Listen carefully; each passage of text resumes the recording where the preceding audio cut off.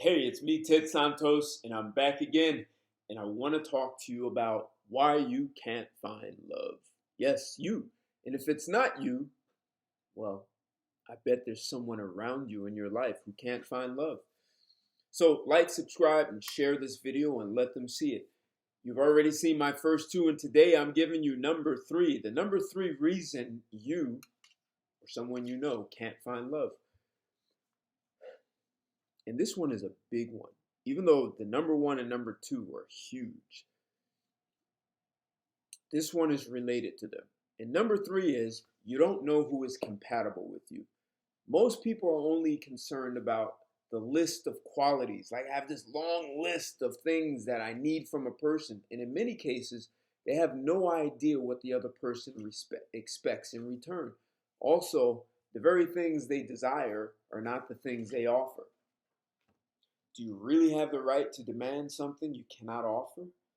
For example, you want someone who is highly intelligent and well traveled, and you're neither of those. You haven't traveled and you're just pretty average. And by travel, I'm not talking about vacations on the beach. So, what's more important is you need to do an honest inventory of yourself. Strictly look at yourself instead of worrying about this long list of things.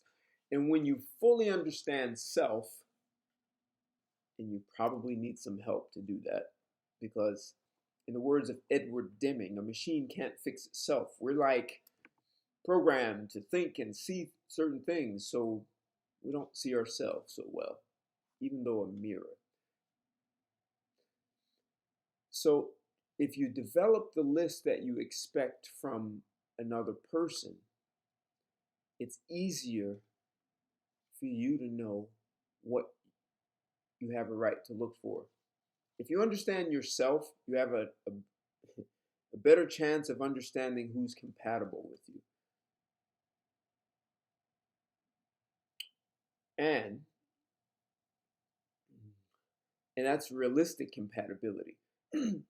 However, if there is a gap between you and what you offer and what you expect from another, use that knowledge to develop yourself into the list you expect from the other. All right, so here's where you are. This is what you want in another person. So that's an opportunity to rise up to be the person that you want. Otherwise, you have no right to demand it. So for the record, and listen to this, this is important. Compatibility has more to do with family values, how you manage money, how do you handle conflict, how do you manage your physical and mental health? Do you care about your physical and mental well-being? What's your attitude towards sex? Sex. Is it healthy? Is it too healthy? How do you want to educate and discipline your children? See, these values are more, what do you call, as a general rule, these are the things that remain constant. Like, people always say, oh, my spouse changed. Well, these are the kinds of things that are the core and the essence of who you are, not what your favorite color is.